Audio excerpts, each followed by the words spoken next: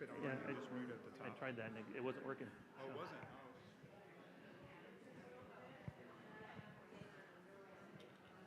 Oh. Okay.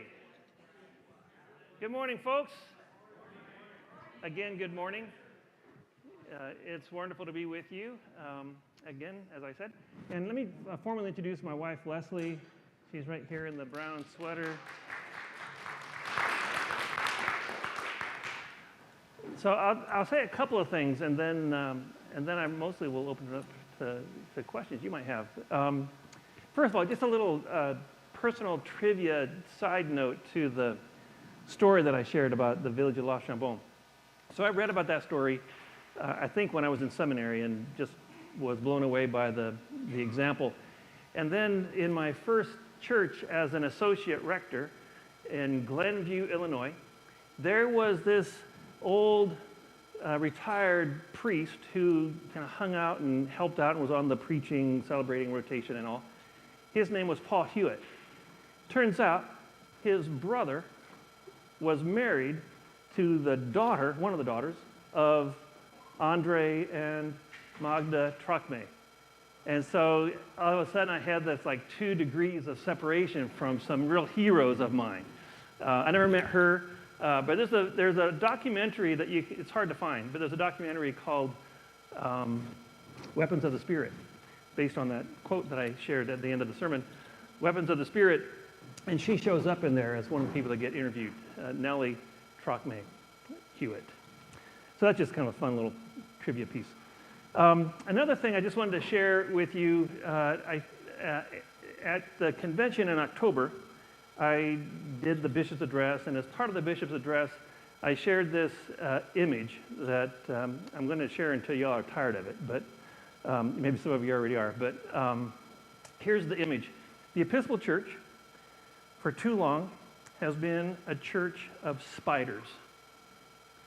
And don't take that personally.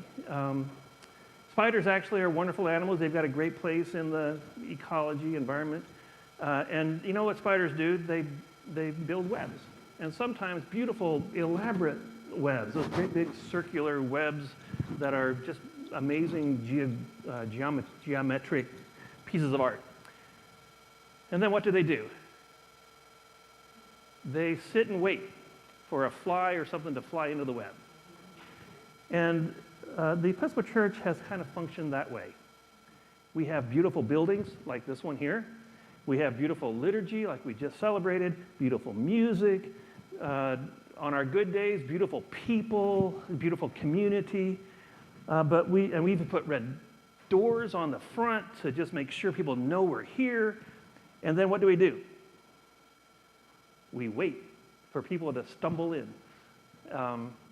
And although that seems to be working here at Christ Church, it has not worked very well for much of the church for a long time. So I'm suggesting that we need to be transformed, to have a metamorphosis, a conversion, from spiders to lightning bugs, or fireflies if you prefer. Fireflies, go out into the gloom of the evening and shine their light so others can see. And as Christians, we've got light to share in a season. Well, it's as hard as things feel right now. They've always been hard, and in some places harder. But it feels hard right now. The world just feels topsy-turvy and full of all kinds of uncertainty, and lots of folk who just seem to feel on the edge, angry, anxious, whatever. And if we are people who have good news, then we ought not to be stingy with it. We ought to be lightning bugs out in the world, rejoicing and being gentle, as we heard in the epistle this morning, but sharing, being a conspiracy of goodness, and sharing that goodness with others, and maybe daring to say, hey, why don't you come and check out Christ Church? Maybe you'll like it, maybe you won't, but come and check it out, because it's helping me engage the world and helping me find a peace that passes understanding. So lightning bugs or fireflies, depending on how you like it. Somebody was at convention and decided to make buttons. So I have a few buttons on the table in the back. If you want to take a button that says, I'm a firefly, you can take a button. Just one other thing, just so we are 6 months in now to the Diocese of Wisconsin. Lots of things have been happening. We've had some staff turnover. We just called the last member of the team of staff. It'll be announced this week. New diocesan administrator.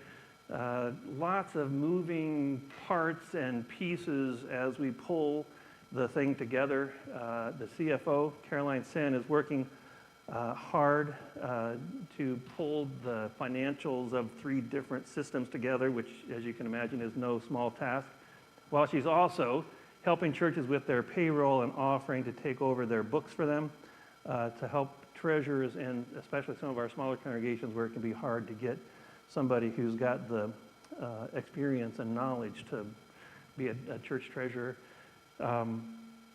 So lots of different pieces are coming together, but there's lots yet to do. It feels like we're coming together, but we're not completely gelled yet. So one, I hope you'll be patient with us as we continue to get things together. They are coming together, but 6 months in, we've still got work to do. One of the things that I have to do as the Bishop of Wisconsin is get more familiar with the southern part of the Diocese of Wisconsin. For 10 years, I was the Bishop of the Diocese of Fond du Lac, which is the northeast portion of Wisconsin. For 3 years, I was the Bishop Provisional of the Diocese of Eau Claire, the northwest part of the diocese. I know those folk up there, and they're wonderful folk. What I don't know as well is the people across the southern part of the Diocese of Wisconsin, former Diocese of Milwaukee. So I'm getting around, sometimes Sunday morning like here, sometimes just doing a tour. A couple weeks ago, 3 weeks ago, 4 weeks ago, I can't remember now, I was in the southwest part of the state of Wisconsin. I saw every church in the Madison area and everything in the southwest Griffless region in a week's time. I think I did, forget how many, I think I did 7 Eucharists and 11 churches or something like that. Just seeing the buildings helps me get kind of an idea. I've still got a few places I've not seen yet, but I'm going to get down and see them, and am doing visitations in churches like today. So getting to know the players in the southern part of the diocese. I'll just say this. First of all, what a treat to be here. To have a packed house is pretty amazing. To have the energy that is evident here at Christ Church, to have 21 people committing themselves to the church and the way of Jesus right here speaks volumes to the kind of community you all are. You'll have a fabulous priest, rector in Seth.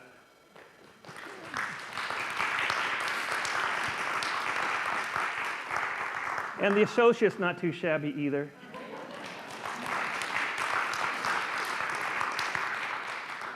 Matt and I actually go back. He was a youth in Happening, high school youth ministry in the Diocese of Chicago when I was a priest there and hosting events like that. And my daughters were very involved. So Matt and I go back a bit. So he's more than just okay. But here's the thing. Fabulous clergy, that's wonderful. But no church thrives just on having some swell clergy. You got a great deacon, seminarian too. Sorry about that. You can see it back there. It's the community that makes a place thrive and makes a place healthy, and you can feel it when it's happening. And I feel it here this morning. So well done, Christ Church, Whitefish Bay. Keep up the good work. You are, in lots of ways, a pillar in the Diocese of Wisconsin, and I appreciate your ministry and your witness and your participation in the life of the Diocese of Wisconsin. What else can I say? Maybe that's enough. Let me just, real briefly, because people keep asking this, and you all don't know me so well, but I grew up in northern Indiana. I'm a farm boy from Indiana. My dad also owned a small sawmill, so I know enough about actual work to have gone to college, so I didn't have to do that anymore. Went to Indiana University, who are playing for the national championship in football this year. The world really is topsy-turvy right now. Leslie and I met at Indiana University. Leslie's from the San Francisco Bay Area, but Indiana University has a fabulous music school. And Leslie is a fabulous musician and got a scholarship to go to Indiana, where she bumped into me, and now she's a Midwesterner. We've got 3 daughters. Our oldest daughter, Sarah, is 42, and she's the executive director of Waycross Camp and Conference Center for the Diocese of Indianapolis. She lives actually just about an hour from Bloomington, where Leslie and I met, and where Sarah was for the first 3 years of her life. Our middle daughter, Becca, is 38, just got married in October to our new son-in-law, whose name confusingly is Matt. They live in Cleveland, where Becca is a colorectal surgeon with one of the hospitals in the Cleveland Clinic system. And our youngest daughter, Hannah, is 34, and she works for the YWCA in Evanston, Illinois, working with sexual violence prevention. Could not be more proud of all 3 of them. What else? Maybe that's enough. Do you have questions about the Diocese of Wisconsin, questions about the church, questions about God, the universe, ancient history, whatever. If you have questions, Jim Traynor is going to follow around with the mic, and I'll try to be as honest as I can with the answers. Oh, you do. There are people watching from all over the world. Hi. My name is Allison Larkin. Very nice to have you. My family has been part of this community since the 70s. My mother was one of the first to be baptized here. I'm a member spiritually full-time, here part-time because of my work. But what I see and what I want to let you know, it's not so much a question, is first of all, I think sometimes I look at the congregation and half of them went to my wedding because of Barb and my dad, Michael, were so involved. But what I see now and what I see Father Seth do, and I'm so proud of it, is the attention that we give our children and the education and the involvement, bringing them involved. And that's so important because we can be spiders and we can be fireflies, but we also have to teach the next generation. I'm a mentor in my business, and I know how important it is, and I think we've done a really good job, but we have to continue that, and I hope that that gets spiderwebbed in other other churches, because what I see happen, it just, usually it was children can't be seen, or it can be seen but not heard. They're definitely heard here, and I'm really proud of this church for doing that. So I hope you get a chance to see it, and I hope that gets pushed forward to the other churches, because it's super important. It is super important, and thank you for pointing that out. And it's one of the reasons why Christ Church is thriving, because of that particular part of its ministry. We do have on the staff, diocesan staff, a youth networker, Erin Wolf, who would be happy to come here and preach and talk about. She's been here. Okay, so you've got some idea. So we're trying to figure out how to help congregations that don't already have a thriving youth program to up their game that way. And then, did you say your last name was Larkin? Yeah. Well, guess what Leslie's name was before she got married to me? My dad was an only child, so Larkin's in California. This is sort of on 2 ways of what you were talking about. The Episcopal Church is really good at evangelism during funerals. Our funerals are really good. We had one yesterday that the overflow was in the chapel and in here. And it is that way in big and small churches, because we celebrate the person in the midst of the passage to a greater life. So it's odd that evangelism should come at the end of life, so we need to learn how to do it all the time. Yeah, that's actually a great point. And I'm not going to ask Seth or Matt to admit this, but a lot of clergy will say they would much rather do a funeral than a wedding, for a host of reasons. But the serious piece of that is there is at a funeral kind of a liminal space. Things get real thin because everybody there knows why they're there. We're talking about somebody who has died. We all know, whether we want to admit it or however much we try to ignore it much of the time, we all know that sooner or later we're going to have our turn being the one up front laid out, right? And so there is this kind of space where there's a seriousness and people are a little bit more vulnerable, open to what might be going on. And I really do believe this. The funeral burial office in the prayer book is perhaps the most beautiful part of the whole prayer book.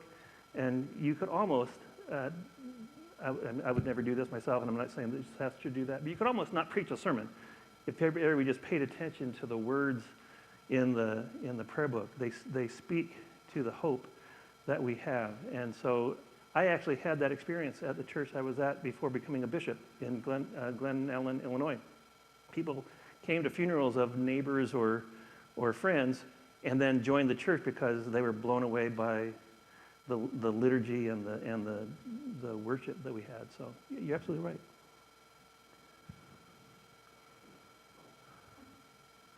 Morning. Good morning. I'm interested in whether, and it may be too early, but whether the Diocese of Wisconsin has thought yet about how to use the expertise from different parishes that have different types of expertise to share with other parishes around the state. So, I think one thing that Christ Church is very fortunate is we have wonderful top-down leadership and living the gospel, but we also have some pretty good bottom-up capacity. And I suspect that any of us that have anything to offer would be happy to share it, but we don't think of it and we don't know how. So I'm wondering if the diocese has begun to thought about that yet. Yeah, thank you, Meredith. You can be my straight person, because that's a great lead in. Actually, we have thought about it. Whether or not we've got it all together yet is, and there are two kind of pieces of that. One is one of the things that we're doing in the Diocese of Wisconsin that is a bit experimental, innovative, because I don't think anybody else is doing it this way. We have 4 what we're calling mission action teams. One is to help congregations do better in evangelism. One is to help congregations do better in engaging the community around them, which is related to evangelism, but not exactly the same thing. Another one is to help congregations with their formation and discipleship and going deeper in prayer. And another one is on stewardship. And the idea of those, each one of them has a convener who is supposed to call people together to have Zoom meetings and brainstorm ideas. But the convener is not supposed to be a cheap staff person. The idea is that we do have expertise across, well, we have expertise. We have people who actually know something about each of those things. We also have people who have experience in each of those things. But we also have people who are just interested in trying to figure out how to do better in those things. And whether you are experienced or just interested, if you are willing to sign up and participate in one of those mission action teams, I'm convinced that we have people lay and ordained across the Diocese of Wisconsin who can help us up our game, help us just learn more, help us gather resources that will help us, and identify and bring in speakers or other ways to do some training. So that's one. The mission action teams is the attempt is to do a ground up, who's interested, who's got some experience or expertise. And then the other thing, and this one is still kind of just getting going because we have a new communications person for the diocese. And the idea, once she kind of gets her, or they get their legs, that we'll be hearing about successes around the diocese, what's working where, and that I think hopefully will inspire people to say, We might not do the exact same thing that they're doing at Christ Church, but we can try to do something to scale in our place that would be like it. So just to share good news and kind of cultivate the ideas about what's going on. So that would be the other thing. And here's the nice thing about being a bishop. I mean, it's mostly a good job. Is I get to see all the goodness around the diocese. You know, there's lots of challenges for the church right now. We're swimming upstream culturally in lots of ways, and we shoot ourselves in the foot regularly, either ourselves in the Episcopal Church or the larger Christian community. But there's this narrative of decline and woefulness, and I don't want to ignore that. We've got to up our game, as I've been saying. We need, if we're swimming upstream, we need to learn how to swim better. But I go around the Diocese of Wisconsin, and I see a lot of goodness. I mean, this was a really good morning today here at Christ Church. But on January 5th, I'm going to go to Merrill in the northern part, north of Wausau. And that's a church that is alive. It's a small church, but alive with all kinds of goodness. And they've got lots of kids attending that church. So large and small churches are doing some pretty amazing things. And there are lots of signs of life and goodness, even while there's also churches that are struggling. Merrill is Amy Heimerl's church. That's right. A friend of a parish here. She visited us She's been here a few too. months back. Yeah. You guys are inviting all the good people here.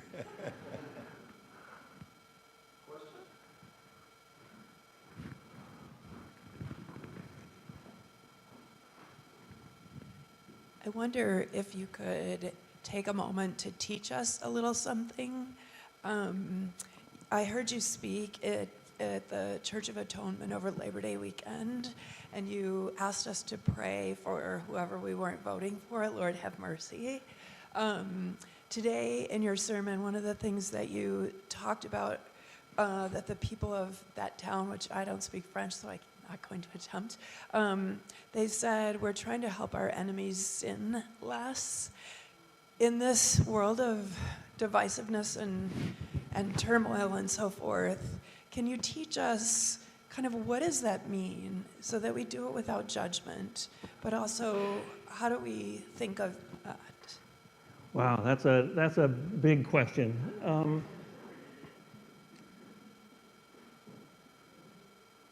Well, so this isn't exactly that. I mean, that vision of trying to help our enemies sin less is beautiful. Tricky too, because you can start to think that you're the ones who's, the all good ones, and I'm going to help the sinners. And I think the Trachmays would have said, we know that we're also sinners. We're just in this situation where the balance is off. So here's what I wonder, given just how, again, on edge everybody is. If we as Christians started when we were engaging folk with whom we disagree about any number of things, with curiosity. Had a Zoom meeting with clergy on Thursday, and one of our priests, one of our youngest priests, said that her congregation mostly voted differently than she voted, and she's just not quite sure what to do with that. But she said, what I think I'm going to do is have some one-on-one conversations and invite people to talk about why they voted the way they voted. She's not going to judge them. She's not going to tell them that they were wrong or ridicule them. I want to know. And I wonder, I mean, I don't know, but helping our enemies not sin or the people who we disagree with not sin. But it's a good place to start where we try not to sin ourselves first. And so without judgment, without anger, without whatever, to engage one another. I mean, that doesn't mean that we just need to capitulate and never raise hard questions or say things. But if we start with, I'm going to set you straight, that just sets up a dynamic where walls go up, and now you've got two people who are not really having a conversation.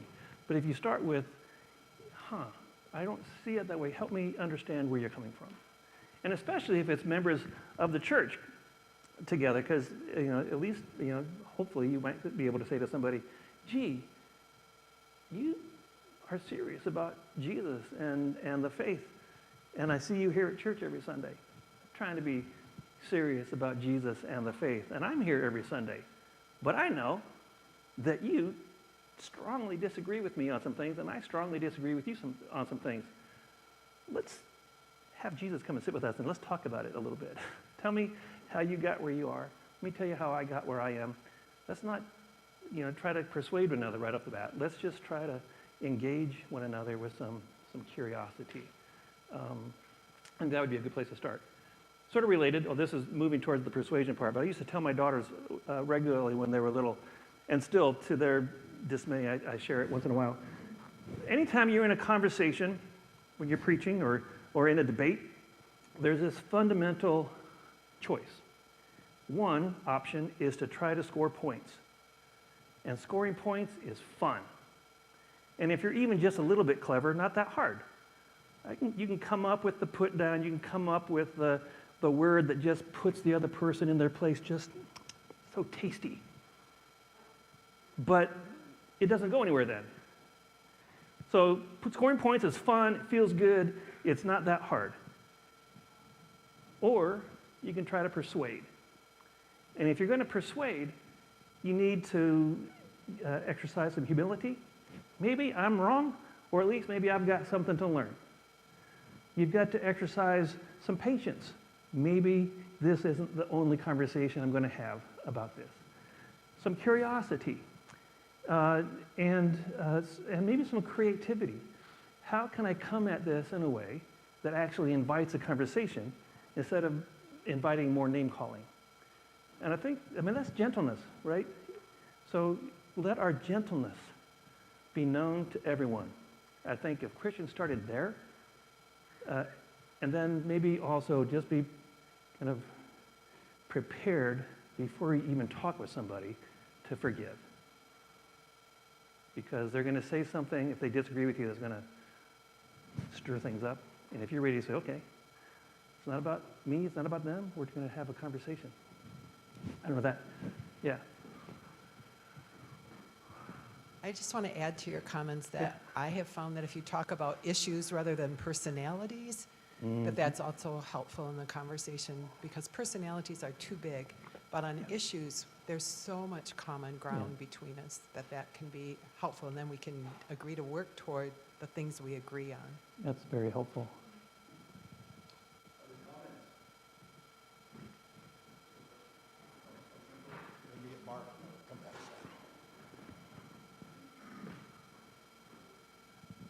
Sort of building on what you just said, I think a very wise person shared with me that stories change people's hearts, not arguments.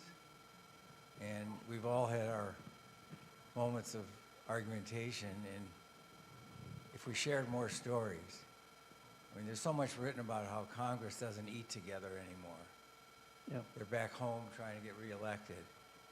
And this isn't romantic. People would sit down at these cafeteria lunches, share pictures of their children, share stories, and that no longer happens. I think it's a real loss. Yeah. There's real wisdom in that. Well, the sermon this morning was largely a story, right? Right. So I didn't tell you what to do about it, but you can draw your own conclusions. Right. There's another saying that's kind of like that, and this is something also helpful for us to remember. People don't care what we know until they know we care. Have you heard that before? They don't care what we know until they know that we care. And too often we start with that instead of, let's get to know each other. Let's not even talk about that stuff. Let's just get to know each other. I think that's really, really wise. And Congress could do a lot better with that as well, of course. But, Lord knows, just amongst ourselves, we're so fractious. But again, if Christians can be a conspiracy of goodness, trying to counter that negative mojo that's in the system, we would go a long ways towards being good news in the world.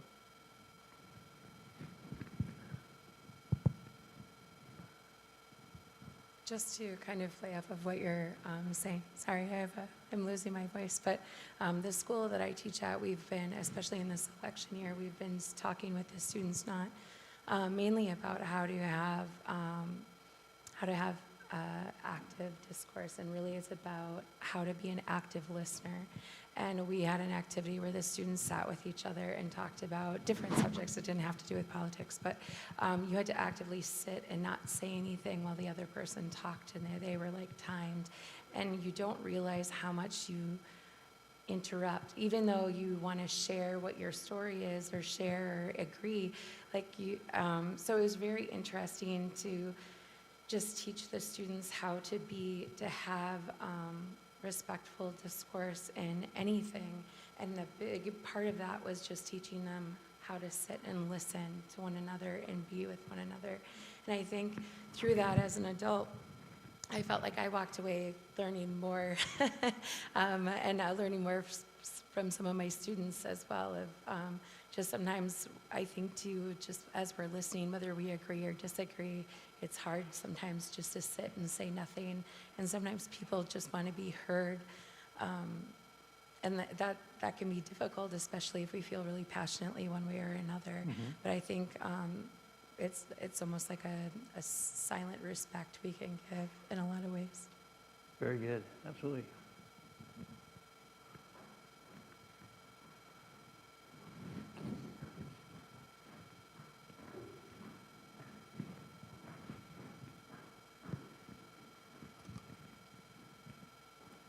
My name is Barbara Larkin, and this is my wonderful daughter and a wonderful friend of mine who's here today, and my best friend, Jim Ballard. We're not married, but we're happily together. And I can't resist this time to talk about how wonderful Seth Dietrich is in how many ways. One of the first things, when he first came, one of the things that I thought, oh my God, I really like this man, because to me, I'm a very secular person, but I've also been a very religious person since I was a child. And I would bring my parents to church. And, but we live in a world that is secular and religious. And Seth knows how to bring that together in a way that it's so normal and natural. And I think that's one of his greatest gifts, is that he embraces the world and he embraces the church, and we are one, the world and the church. And I've just finished my Christmas letter to my family and friends, and what I think is so wonderfully important, that the church can embrace the whole world, because God is the God of the whole world. And God speaks to people in different ways throughout the world that makes us know that God is very present in the world in all its different dimensions. It's all its different beliefs, and it's a great place to live. I just celebrated my 90th birthday, and so it's like, there aren't many more years left. And Jim is, well, he's actually a baby. He's only 85. And, but we just feel like we just have the best life ever in the world. And we had so many relatives, so many children and grandchildren and great-grandchildren that came to my party. And it was such a celebration. Oh, wonderful. Like the church is. Happy birthday. Thank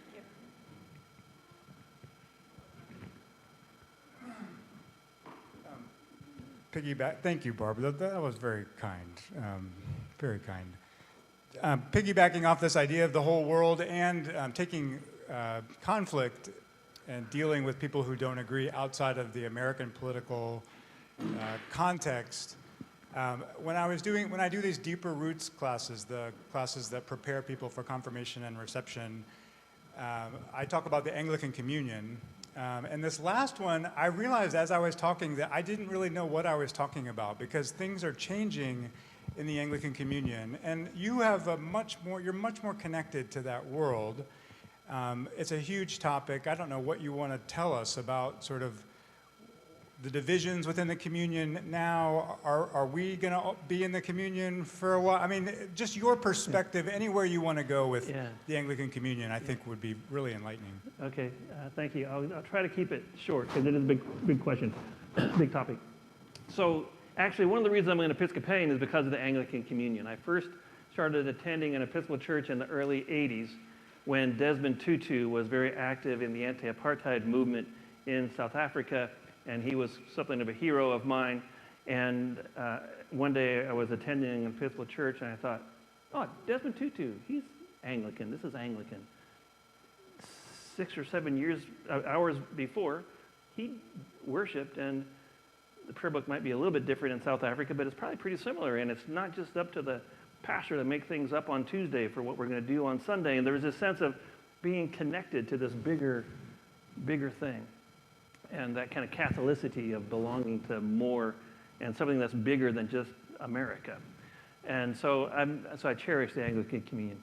The Anglican Communion has had some stresses and strains over the last couple of decades, maybe, largely over issues of sexuality, not only some other just cultural things. You know, if you're a body of churches, each one technically independent, autonomous, but kind of woven together in one communion from all over the world, that's a lot of differences to try to navigate. It's very different to live in a suburb of Milwaukee than it is to live in South Sudan. Or we have a companion relationship with the diocese in Zimbabwe, and southern Zimbabwe. It's a very different place. And on the one hand, southern Zimbabwe feels like a very strange and exotic and very different kind of place in the world to us. But if you live in South Zimbabwe, there's nothing more exotic and strange than Wisconsin. So we are exotic and strange to them. So culturally, there are lots of differences, just all kinds of things that when one church does something that one part of the communion does something the other part of the communion can't quite understand, tensions arise. Not unlike some of the divisions we're having here in America. So there have been some stresses and strains. What has been, and there were moments maybe 15 years ago when there's some real questions about whether or not the communion was going to hold together. There were different factions and groups kind of setting themselves up as kind of counterweights to the communion. But what my impression is, the communion is a lot stronger than it seemed. The bonds are stronger, and no place is uniform. We sometimes slip into thinking that all the churches in Africa are alike, and they're all traditionalist and conservative and angry at the Americans. They have the impression that the American church is just a bunch of loosey-goosey liberals who don't believe anything, and we know that that's not, at least not the whole story, of the Episcopal Church. And so a couple years ago, we had the Lambeth Conference when bishops from all over the Anglican Communion come together in Canterbury. And I had some amazing conversations with counterparts, bishops in Kenya and Tanzania and other parts of, India, Sri Lanka. And many of them were saying things like, about the divisions, I don't completely understand what you all are up to, but that might just mean I have stuff to learn. I was in South Sudan years ago. The Diocese of Chicago had a companion relationship with the diocese in South Sudan. And I got chosen to go as a representative for the bishop. And we met with the bishop there, who was considerably more conservative than the Bishop of Chicago was. And he said, so this is from his perspective. When your brother is sick, you don't just kick him out, you love him. And when we were sick in South Sudan, lots of challenges, you were there for us. So we're not going to just break that relationship. So that said, there are some pretty strong strains on the system. Not everybody showed up at Lambeth. There were at least 3 or 4 provinces, Nigeria, Rwanda, forget who else, didn't come at all. So there are some stresses and strains, as there are within most of those churches, within our church. But the bonds of affection and maybe deeper, the bonds of the Holy Spirit are stronger than the things that would divide us, or they seem to be. I'm not going to promise, because people are ornery, and who knows for sure. Churches have split in the past. But I'm feeling cautiously hopeful for how it can be, and I think it's a powerful witness to the rest of the world that we are in a relationship with people in other parts of the world who see things very differently than we do on any number of things.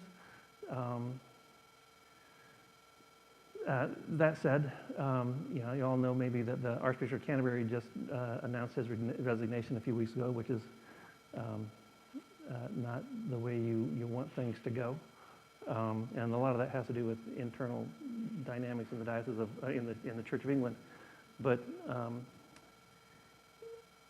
the reality is the church has always been made up of people, and as long as we keep saying all the people can come and be a part of the church, we're going to have some number of knuckleheads in the church.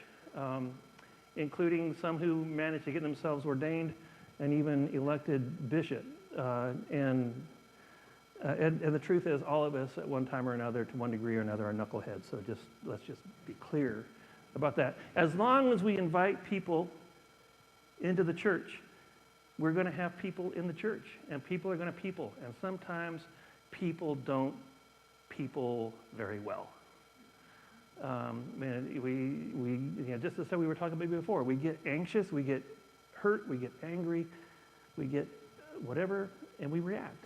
And then once somebody reacts, somebody else reacts, and pretty soon you've got this almost kind of nuclear reaction, chain reaction, where I'm angry, you're angry, now I'm angrier because you're angry, and you're angry because I'm angry, and now you're, and pretty soon we've cut off relationship with one another. That's true not just for the church, it's true for families, it's true for business partners, it's true for everything. It's just people are going to people. But the Spirit is still present in the midst, and in spite of all that, the church does still manage, here and there, now and then, to bear witness to the good news of what God has done and is doing in Christ and promises yet to do. And we get to be a part of that, and stumbling and bumbling our way, we trust that the Holy Spirit is going to use us to be that light in the gloom and doom of a world that is determined to split and divide and harm. So I'm hopeful for the Anglican Communion. But I tend to be a hopeful guy. Let's let the bishop get out of here pretty soon, but maybe no question. Just one quick question. In your sermon this morning, you mentioned the western or eastern part of France, and they were Huguenots. Mm-hmm. How are the Huguenots? I know they're Christian, not Roman Catholic, but what non-Catholic Protestant religion are they closest to? They would be closest to the Reformed tradition, so like Presbyterians in America or the Christian Reformed Church. So they were, during the Protestant Reformation, people who kind of lined up with Calvin, who was French and then ended up in Switzerland. But part of the deal with the Huguenots was they had experienced decades of real persecution. This is a dark part of the Christian church history. The Roman Catholic Church was trying to stamp out the Huguenots, and so they ended up living in the mountains, kind of out of the way. But they knew what it meant to be on the short end of the stick. And so when these other people showed up who were on the short end of the stick, they kind of had a more natural willingness to help. Let's express our love and gratitude to Bishop Matt.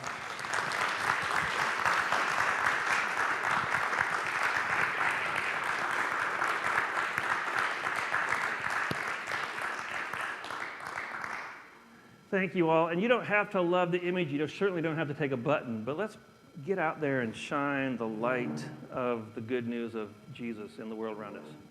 Thank you all.